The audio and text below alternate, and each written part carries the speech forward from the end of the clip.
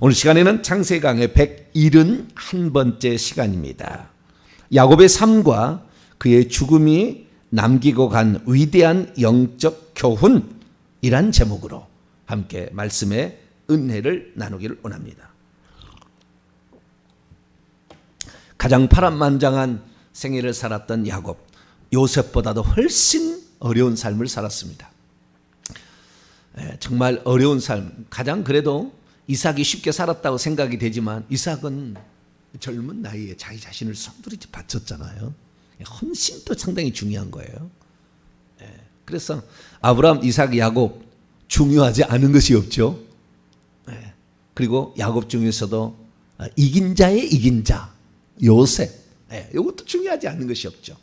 근데 이런 창세기 12장부터 시작된 족장들의 역사에 대단원이 일단락이 이제 일막일장이죠. 인생의 어떤 인생의 일막일장 다시 이제 시작되는 거죠. 출애굽이 다시 또 시작되잖아요. 우리의 인생은 항상 그러는 거예요. 처음에는 참 복이 되었지만 오래 지속되다 보면 어느새 또 나태하게 되고 게으르게 되고 죄짓게 되고 탈출해야 돼. 또 늘 탈출해야 돼요. 그래서 오늘 우리가 이제 탈출을 해서 고센 땅에서 안식을 취하는 야곱의 대단원의 마지막을 오늘 점검하면서 야곱이 우리에게 들려주는 교훈이 무엇이고 우리의 인생에 대단원을 내리게 되는 순간 내가 눈을 감을 때 어떻게 감아야 될 것인가, 그 부분을 오늘 본문 말씀이 말해주고 있습니다. 사람의 인생은 긴 것 같지만 다 똑같아요. 다 이런 삶을 살다 가요. 우리가 아직 더 오래 살 사람도 있지만 어느 순간 가면 다 이렇게 갑니다. 그래서 그 마지막 갈 때 어떤 모습으로 갈 것인가, 저는 이 요셉의 어떠한 그 마지막을 꼿꼿한 모습이었다, 그렇게 표현하고 싶어요. 다시 말해서 그 야곱의 이 그 죽음은 어떻게 죽냐면 자기가 지팡이를 짚고 침상에 앉아서 2명의 손자들 에브라임, 므낫세를 축복하고 12명의 아들을 불러다가 베냐민까지 축복을 끝낸 다음에 그 아들들에게 12아들들에게 마지막으로 유언을 남깁니다. 유언은 내가 종로에다가 땅을 하나 사놨는데 그거 루벤 가져라. 아니 루벤 너는 장자니까 베냐민 너 막내 가져. 이 얘기 안 했어요. 그 얘기 안 했다고. 근데 자우지가 유언을 딱 마지막 12아들에게 유언을 마지막 딱 하고 그리고 침상에 눕습니다. 지팡이를 놓고 침상을 쫙 누워요. 침상에 눕고 발을 딱 거두어서 정확하게 쫙 모읍니다. 그리고는 조용히 숨을 딱 거두게 되죠. 죽을 때 어떻게 죽을지 모르고 터져서 죽으면 불쌍한 거예요. 죽을 때 딱 정돈하고 죽을 수 있는 모든 것을 완료하고 쫙 죽잖아요. 평안하게. 그 눈을 누가 감겨주느냐? 요셉이 감겨줍니다. 요셉이. 그것은 하나님께서 그렇게 말씀을 했죠. 자, 우리가 앞을 잠깐 볼까요? 창세기 46장. 야곱이 애굽으로 들어갈 걸 주저하고 있었을 때 걱정하지 마라. 들어갔다가 횃불 언약처럼 다시 430년 만에 나오게 될 거니까 걱정하지 마라. 거기서 너희 종족이 번성돼야 된다 얘기를 하고 4절 보면 내가 너와 함께 애굽으로 내려가겠고 반드시 너를 인도하여 다시 올라올 것이며 요셉이 그의 손으로 내 눈을 감기게 될 것이다. 그렇기 때문에 야곱은 어제도 말에 실수를 했어요. 보니까 이 해를 옷 입은 여자가 창세기 12장에 나왔다고.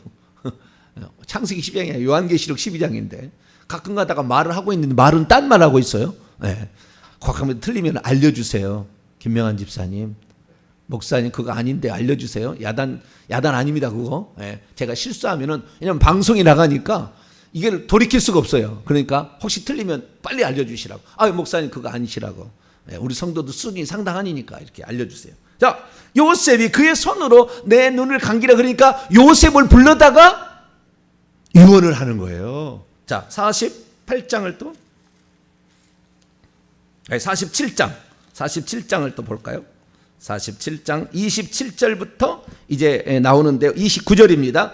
이스라엘이 죽을 날이 가까움에 그의 아들 요셉을 불러서 이르기를 이제 내가 내게 은혜를 입었거든 청하노니 내 손을 내 허벅지에 아래 넣고 인애와 성실함으로 내게 행하여 애굽에서 나를 매장하지 않도록 하라. 내가 조상들에게 눕거든 너는 나를 애굽에서 메어다가 조상의 묘지에 장사하라. 요셉이 이르되 내가 아버지의 말씀대로 하겠다. 그러니까 눈을 요셉이 감길 것이며 그 다음에 그 요셉에게 감기니까 너가 나를 반드시 이 애굽 땅에 묻지 말고 내 몸을 시신을 반드시 내 조상의 묘실에 내장을 해다오 라고 요청을 해서 요셉이 그대로, 요셉은 참 효자예요.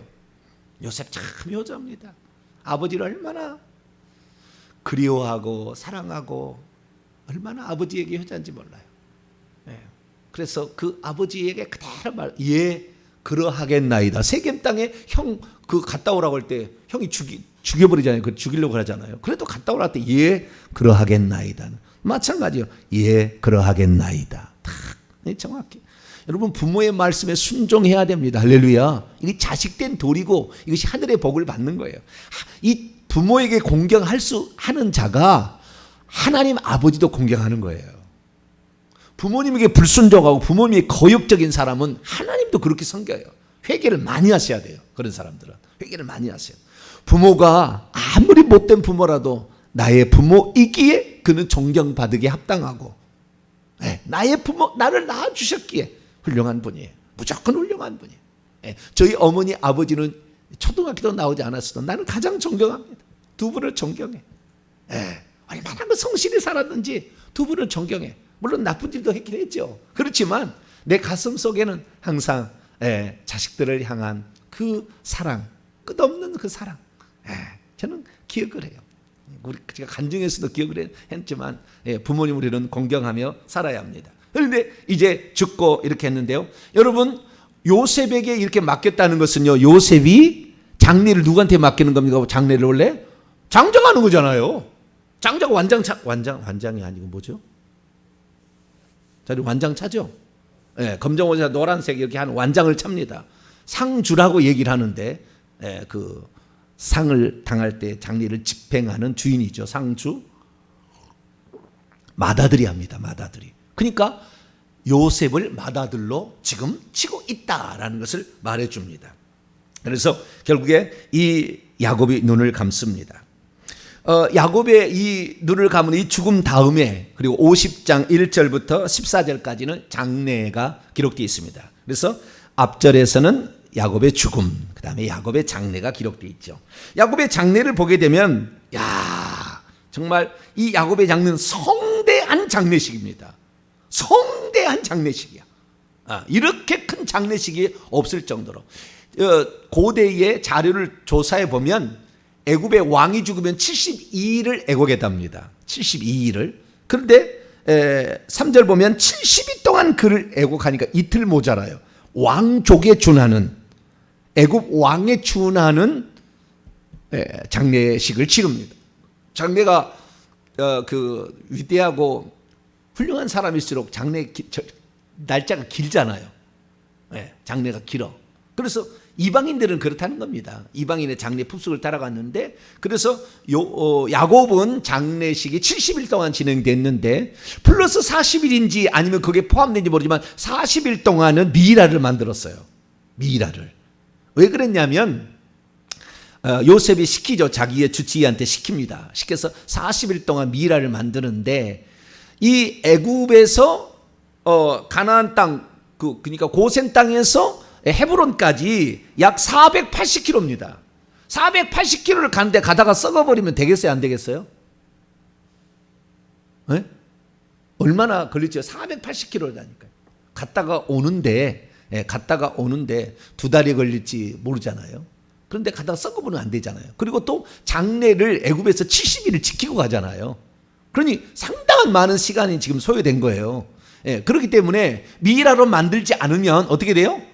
장례를 못 치러 가서 썩어가지고 장례 치를 게 없어. 그러니까 미라로 만듭니다. 그래서 이 40일 동안 미라를 만들어요.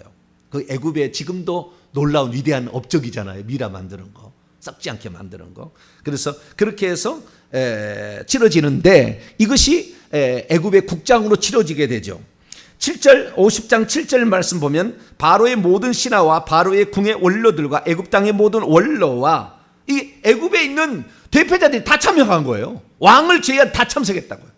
높은 꼭대기 있는 사람들은. 그 다음에 8절 요셉의 온 집과 그의 형제들과 그의 아버지의 집이 모든 그 가족들이 어린아이 삐약삐약하는 것을 제외하고는 다 참석을 해서 그 480km나 된 데를 갔다 오는데 9절 말씀 보니까 전차와 기병 부대도 따라가서 북한 같은 경우는 아직도 그런 게 있어가지고 차를 딱 손을 딱 짚고 가잖아요. 딱 이렇게 그 멋이 좀 있어 보이잖아요. 그렇지 않아요? 그러듯이 이 장내에 이 애굽의 전차 부대 기마 부대가 쫙 앞서 쫙 가고 뒤에 딱 따라가면서 쫙 가게 됐을 때 가나안 사람들이요 그걸 보고 깜짝 놀랐다는 거 아니에요. 대체 니기에 저 엄청난 행차가 오느냐. 그래가지고 결국에 이 아닷의 타작마당에 요단강 건너편에 거기서 한번 울고 들어가게 되는데 그때 그 울음을 아벨 미스라임이라. 아벨 슬픔 허무 이런 거잖아요. 그래서 애굽의 슬픔이라 이렇게 표현을 할 정도로 그래서 엄청난 그 성대한 장례식이 치러지게 됩니다. 예배 안 드렸어요. 그거 정확히 아셔야 돼요. 예배 안 드렸어요. 죽은 자의 장례식을 하는 것은 틀린 게 아닙니다. 절을 하거나 꽃을 바치거나 이게 문제인 거지. 그러면 큰일 나는 거예요. 물론 야곱은 귀신도 없었기 때문에 그런 일도 없었겠지만 좌우지간 그거 오늘날의 장례식과 틀리는 겁니다. 장례식은 치르는 거예요. 조상은 하는 것이죠. 아시겠죠? 조문은 하는 거예요. 제가 추대배 장례배 드리지 마라고 그랬더니 아예 안 가를 수 있는데 가족은 가야죠. 가족은 기도 많이 하시고 십자가 많이 세우시고 갔다 오셔야죠. 대제사장도 자기 부모는 가잖아요. 그래서 우리가 어떨 수 없는 어떤 가족들의 장은 우리가 이렇게 가야 됩니다. 그래서 결국에 막벨라 굴에 장사를 합니다. 우리가 여기서 몇 가지 살펴볼 장례식과 죽음에 살펴볼 것은 이 야곱은 오늘날 사람하고 비슷해요. 매장지를 만들어 놓고 왔어요. 이 가나안 땅에서 애굽에 오기 전에. 어디에 만들었냐? 자기 아내가 죽었습니다. 성경에는 그런 기록이 안 돼 있잖아요. 리브가가 언제 죽었는지도 기록이 안 돼 있고 레아가 이삭의 아내 리브가 그 다음에 야곱의 아내 레아도 언제 죽었는지 장례를 치렀는지 기억이 이게 안 나와요. 안 나와 성경에. 이게 중요한 것은 기록을 하지만 어떤 것은 그냥 넘어간 것 같아요. 그래서 레아가 죽었습니다. 야곱이 오기 전에. 그러니까 130세가 되기 전에 먼저 106세에 라헬이 죽고 그 106세에서 130세 어간에 언제 레아가 죽었겠죠. 그리고 그 레아를 그 막벨라 굴에 파묻었다고 49장 31절에 그렇게 말하고 있습니다. 그리고 자기의 매장지 자기가 만들어놨다고 그래요. 그래서 이미 매장지를 나는 여기에 들어갈 것이다라고 매장지를 잘 만들어 놓고 왔어요. 그리고 애굽에 와서 17년을 살죠. 그래서 결국에 장례를 치러지게 되는데 그 장례에 이 순간을 보게 되면은 엄숙하면서도 그리고 조용하면서도 그리고 단정하고 꼿꼿하게 그 죽음을 맞이하는 아브람. 여러분 죽을 때 나 죽기 싫어 그렇게 하지 마세요. 절대. 나 좀 살려다오 그렇게 하지 마세요. 죽을 때는 담대하게 죽어야지. 뭐 죽음이라는 것이 또 다른 이 생을 시작하게 되는 건데 다 멋지게 꼿꼿하게 탁 죽음을 맞이해야지. 그 죽는 순간에 안 죽겠다고 발버둥을 친다든지 살려달라고 뭐 살아서 얼마나 살아가서 뭐 얼마나 뭐 하려고요. 그냥 때가 되면은 하나님 부르라면 나로라 부르시니 할렐루야고 가야지. 언제라도 저는 빨리 갔으면 좋겠지만 그러나 할 일이 있기 때문에 제가 요즘 보면은요 수염을 밀잖아요. 수염을 밀 때 어떤 생각이냐면 야 55세라고 어떤 의사가 그때부터 노인이라고 그러더니 55세가 되니까 수염도 흰 수염이 나요. 그래서 야 저는 새벽마다 이거 깎아야 되잖아요. 방송 나가니까. 예? 안 깎을 수는 없잖아요. 새벽마다 깎을 때마다 야, 나이가 이제는 들어가는구나 그런 생각이 합니다. 근데 어쨌든 우리의 죽는 순간에 의연하게 죽음을 맞이할 수 있게 축원합니다. 항상 죽음을 예비해야 돼요. 죽음을 예비해야 돼요. 자, 그러면 이 요셉의 이 죽음, 이 요셉의 삶과 죽음이 우리에게 미치는 중요한 교훈은 무엇일까요? 우리는 이 요셉이 아니라 야곱이죠. 야곱의 이 죽음, 삶과 죽음이 우리에게 미치는 그런 영적 교훈을 우리는 잘 새겨드려야 합니다. 이 야곱의 삶을 그의 목소리로 창세기 47장 9절에 의하면 험악한 세월을 보냈나이다. 이거 아니에요? 네.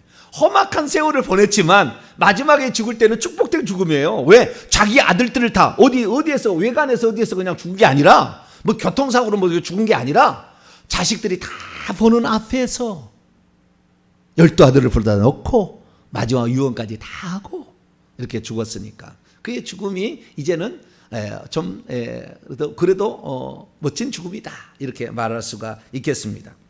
그는 차자로 태어났습니다. 쌍둥이 형인 에서 밑에 태어났죠. 그런데 자기 할아버지 아브라함과 15년을 살면서 아브라함에게 중요한 얘기를 듣습니다. 하나님이 우리 가문에 주신 축복이 있다. 우리는 하나님께서 복을 주셔서 자손이 번성하게 될 것이고 그 다음에 젖과 꿀이는 가나안 땅을 영원한 기업으로 준다고 그랬다. 그 약속의 말씀을 15년 동안 들어요. 그러면서 야곱은 장막에 거주하는 자, 에서는 들사람이었다. 활을 쏘고 짐승을 사냥하는 사람이었는데 야곱은 장막에 거하면서 아브라함에게 다 얘기를 들은 거죠. 엄마 리브가에게 얘기를 듣는 거예요. 그래서 장자권을 사모했죠. 그래서 16살 무렵에 팥죽으로 한 그릇으로 형의 장자의 명분 권리를 삽니다. 그것이 일평생에 이제 에서의 그 마음에 걸렸죠. 그런데 에서가 거기 있다가 아버지의 말씀을 듣지 아니하고 돌아다니다가 결국에 해족 속의 여인들을 아내로 40세에 결혼합니다. 야곱은 83세에 결혼하니까 43년이 결혼이 늦어요. 한 세대가 늦어요. 한 세대가. 아들들을 비교해보면 세대가 한 세대가 늦어요. 늦게 결혼한 거예요. 그래서 이 40세에 자기 형이 결혼했고 76세에 이제 죽기 전에 이삭이 축복한다고 해가지고 결국에 어머니하고 해서 축복권까지 받게 되자 형이 죽이려고 하죠. 그래서 76세에 도망을 쳐서 20년 동안 외삼촌 라반의 집에서 살지 않습니까? 20년. 그래서 그 20년 76세에서 96년까지 사는데 7년 뒤에 83세에 결혼을 하죠. 7년 동안 열심히 일해가지고 일주일 뒤에 다시 레아 라헬을 얻어서 그 뒤에 다시 또 비라와 실바를 얻어서 결국에 4명의 부인을 자기가 주고 싶은 게 아니라 외삼촌이 그렇게 해가지고 어쩔 수 없이 그렇게 된 거예요. 그래서 어쨌든 그렇게 해서 4명의 부인을 통하여 11명의 아들과 1명의 딸을 데리고 오게 되고 세겜 땅에 머물렀으나 10년 동안 머물렀다가 왜 거기에 머물렀는지 모르지만 자우지간 10년 동안 거기에서 머물러 직접 가지 않고 있다가 아마 예서를 두려워했던지 뭐 자우지간 뭐 이거 있겠죠. 그러다가 하나님의 말씀을 듣고 베델로 올라가는 말을 듣고 106세에 올라가다가 자기 아내 라헬이 베들레헴에서 죽고 그때 태어난 아들이 베냐민.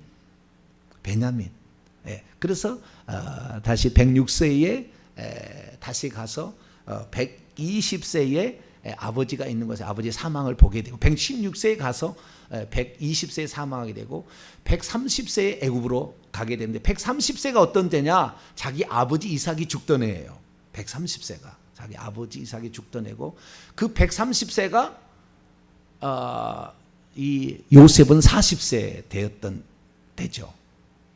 요셉이 40세. 그때 애굽으로 이주하게 되고 애굽에 이주해서 147세에 인생을 마감하게 됩니다. 그러면 제가 생각할 때에 나그네 길 험악한 세월을 보냈다라고 얘기를 하고 그 다음에 애굽에서 죽기까지 그의 삶을 되돌아본다고 한다면 그의 삶은 76세부터 힘든 삶이었다 생각이 듭니다.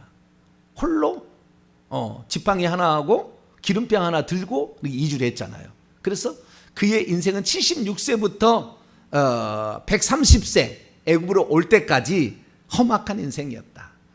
첫 번째는 부인을 얻고 자식을 얻을 때 외삼촌에게 엄청 당했고, 다시 돌아와서는 자식들 때문에 힘들었어요. 자식들 때문에. 자식들 때문에. 디나 때문에 힘들었고요. 그 다음에 요셉 죽였다고 해가지고 그렇게 마음 아팠고요. 어느 날 또 애굽에 곡식 보내러 갔더니 또 시므온 안 와서 또 걱정. 어느 날 또 베냐민 데려간다 해서 또 걱정. 우리의 걱정은 한도 끝도 없습니다. 눈을 감을 때까지 우리는 걱정이에요. 그러니까 걱정인데, 그래서 우리가 이런 삶을 보게 되면 우리가 세상을 살았을 때 무엇을 중심으로 사느냐. 그냥 야곱의 인생은 이런 굴곡진 인생이 있었지만 항상 무슨 생각이 있었냐면, 나는 언약의 계승자가 되리라, 이 생각이 항상 있었어요. 언약의 계승자가 되리라. 그러니까 그 영적인 열망이죠. 영적인 계승자가 되는, 하늘의 축복을 받기 위한 그 열망이 그의 굴곡진 인생의 항상 중심 테마예요. 내 인생이 어떻게 살아가든 간에 나는 천국에 가서 보좌자리 얻고 면류관 얻고 천국집 얻으리라는 항상 그 생각을 우리가 가져야 돼요. 가나안 땅을 기업으로 찾아야, 천국집을, 땅을 우리가 기업으로 차지하게 될 텐데 그 땅을 항상 생각하는 삶을 살아간 것이죠. 그래서 그의 인생을 보게 되면 결국에 하나님의 복을 갈망했기 때문에 그의 삶은 위대하다, 멋진 죽음이었다, 저는 표현할 수 있습니다. 그가 하늘의 축복을 사모하지 않았다고 한다면, 경홀히 여겼다고 한다면 그의 인생은 그냥 굴곡진 인생으로 끝나겠지만, 그의 모든 초점은 항상 아버지의 장자가 되어서 언약의 계승자가 되겠다는 그 열망의 끝까지 거기에 있었으니까. 약간의 방법은 옳지 않은, 정당하지 않는 것도 있었으나 그 장자의 축복권, 그래서 창세기 38장에 다말이 자기 태로서 그 장자를 낳겠다라는, 언약 계승자를 낳겠다는 그 열망을 알고 마태복음 1장의 족보에 다말의 이름을 올렸듯이, 마찬가지로 야곱은 그 열망, 그래서 성부 성자 성령의 성령 시대를 상징하는 야곱의 시대에 가장 중요한 것은 하늘의 영적인 축복을 받고자 하는 강력한 열망을 우리는 가져야 된다. 이것이 창세기가 보여주는 마지막 교훈이에요. 결국 그것은 이긴 자로서 표현이 됐습니다. 뒷발꿈치를 잡는 야곱에서 그 다음에 하나님과 겨루어서 이긴 건 무엇입니까? 첫 번째 발뒤꿈치를 잡는 자는 것은 장자권을 열망한 것을 표현하는 것이고, 창세기 32장에 야복강의 기도를 통하여 하나님과 기도를 통해 이겼다라는 것은 뭐냐면 장자의 축복을 잃어버리지 않겠다라는 기도예요. 창세기 32장의 기도는 얻은 장자의 축복을 잃어버리지 않겠다는 기도라고. 그걸 놓치지 않겠다는 거. 그러니까 그의 인생에 이름이 두 번 있잖아요. 야곱과 이스라엘인데 이 두 번의 이름이 그의 인생을 말해주는 겁니다. 야곱이라는 인생은 나는 장자권을 사모합니다 이거잖아요. 이거 살아가는 거예요. 그러다가 이스라엘로 바뀌는 건 뭡니까? 나는 이것을 빼앗기지 않겠다는 거 아니에요. 그 간절한 열망이 있었기 때문에 이 야곱 이전은 전부 다 축복이 한 사람에게만 내려갔다고요. 그런데 야곱은 12아들에게 내려가는 겁니다. 장자는 둘에게, 유다와 요셉에게, 레위에게도 내려가죠, 복이. 그래서 12아들이 언약 계승자로서 그대로 고센 땅에 가서 12지파가 결혼해서 자식을 낳아서 430년 뒤에 이게 나오게 되는데 200만 명이라는 거대한 족속을 만들어서 결국에 나오게 되는 거죠.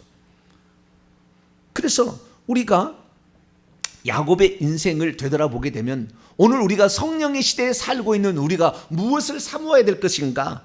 첫 번은 장자의 축복, 하늘의 축복을 사모하는 게 중요한 것이고, 그것이 얻었으면, 저 같은 경우는 천국에 간 데 면류관이 있어요. 이미 면류관이 있다고요.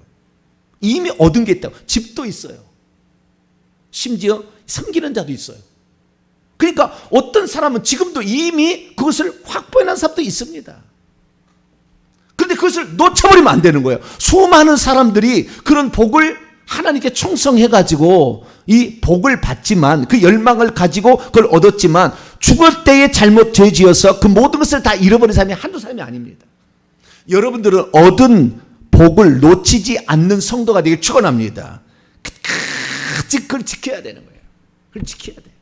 죄짓지 말아야 되고, 그것뿐만 아니라 그 복을 놓치지 않기 위해서 그 복을 놓치지 않는 가장 중요한 방법은 철야 기도했다는 거 아니에요. 철야 기도했다는 거 아닙니까? 그러니까 우리가 오늘날에 하나님 앞에 겸손하다는 것은요, 기도한다는 거예요. 다른 게 아니라고요.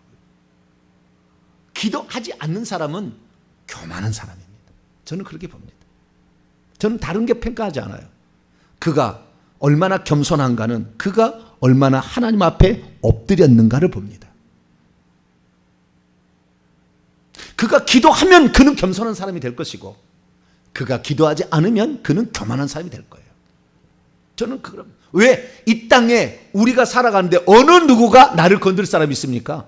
옛날에는 신분의 귀천이 있었어요. 그러나 지금은 신분의 귀천이 없습니다. 만약에 청소하는 뭐라는 사람 한 번 했다가 큰일 납니다. 여자 한 번 했다가 큰일 납니다. 지금은 귀천이 없어졌어요. 그렇기 때문에 아무도 나를 건드릴 사람이 없어요, 사실은.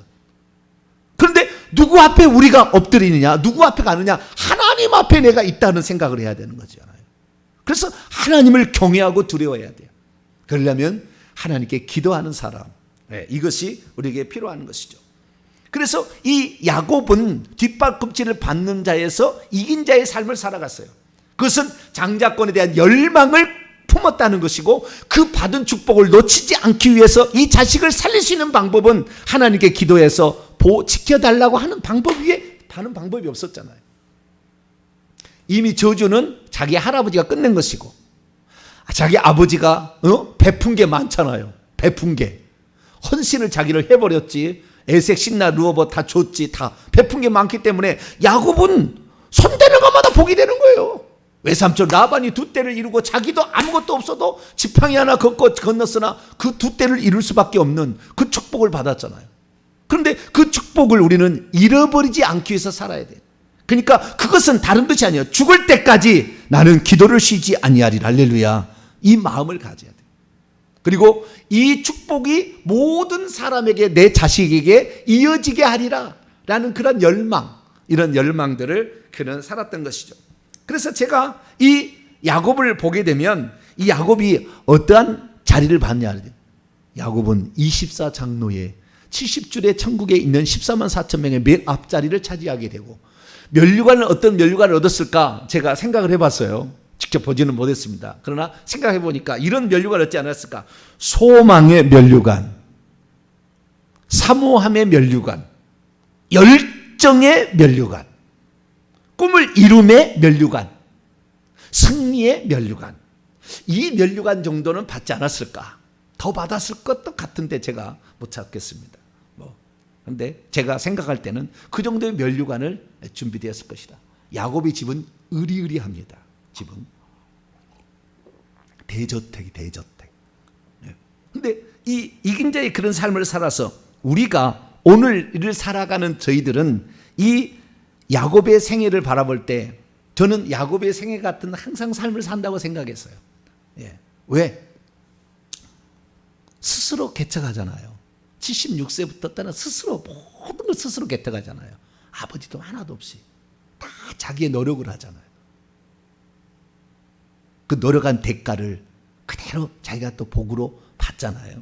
그래서 이 야곱의 인생은 상당히 힘든 여정이었으나 의미 있고 가치 있는 인생이었다라고 평가를 하게 되고, 이 야곱은 베델에서 자기가 꿈을 꾼 것이 그게 항상 마음에 있었던 것 같아요.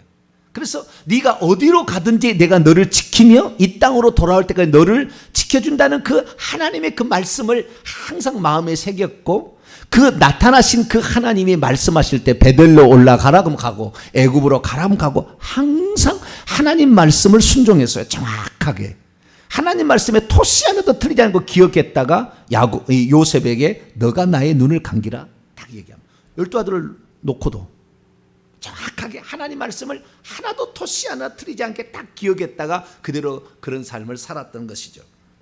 그래서 그의 삶은 일생에 76세부터 130세까지 바람 잘 날 없는 삶이었어.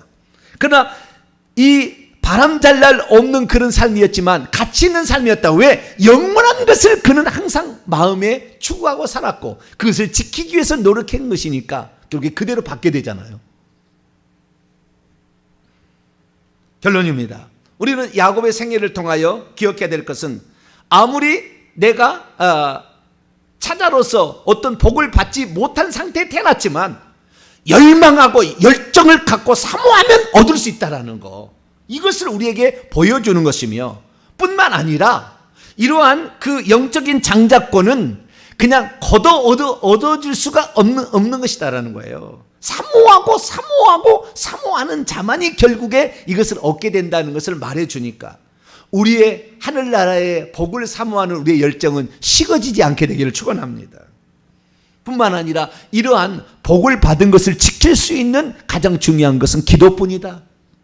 기도가 아주 중요하다. 기도가 중요하다.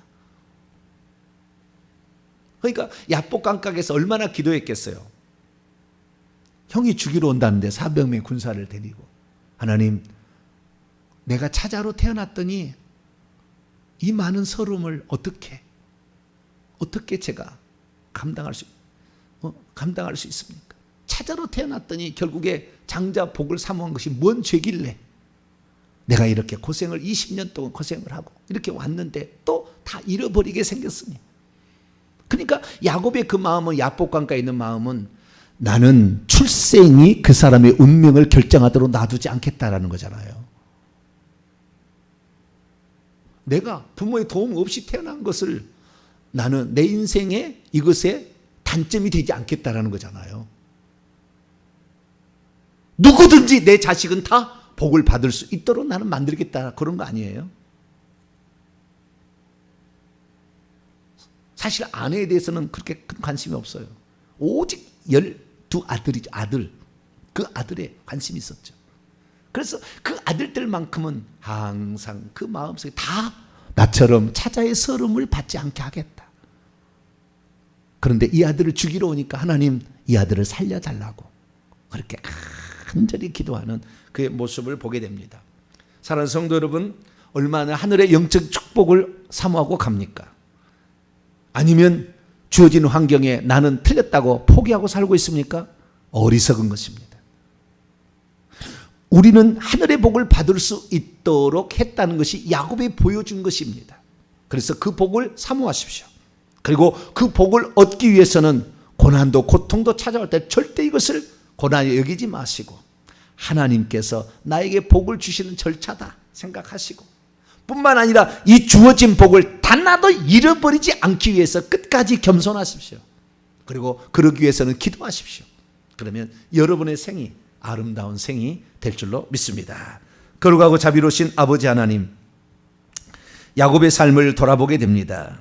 하나님, 야곱은 자신의 인생의 마지막 순간을 엄숙하게 두 발을 침상에 거두고 조상에게로 돌아갔습니다. 그의 삶이 아름다운 것은 힘들었으나 가치 있는 인생을 살아갔기에 그의 삶은 아름다웠습니다. 우리의 인생 죽는 순간에 내가 힘들었지만 가치 있는 인생을 살았을까 돌아볼 때 후회 없는 삶을 살 수 있도록 도와주옵소서. 우리 주 예수 그리스도의 이름으로 기도하옵나이다.